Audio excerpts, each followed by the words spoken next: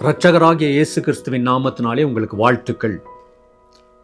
இன்றைக்கு நாம் யோவான் எழுதின சுவிசேஷம் 1ஆம் அதிகாரம் 1ஆம் வசனத்திலே ஆதியிலே வார்த்தை இருந்தது என்கிற வசனத்தை வாசிக்கிறோம்.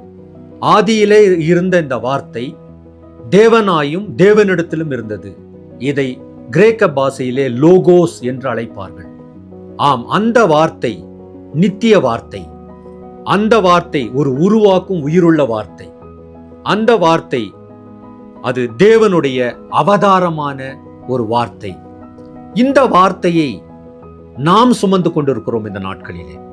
ஆகவே இந்த வார்த்தையை நாம் சுமந்து போகிறவர்கள் அநேகரை தேவனுக்கு முன்பதாக நாம் அவர்களுக்கு சுவிசேஷத்தை அறிவித்து அவர்களுக்கு நாம் சாட்சியாக நாம் வாழலாம். அவர்களுக்கு முன்பதாக நம்முடைய வாழ்க்கை இந்த வார்த்தையை சுமந்த ஒரு வாழ்க்கையாக அமையட்டும்.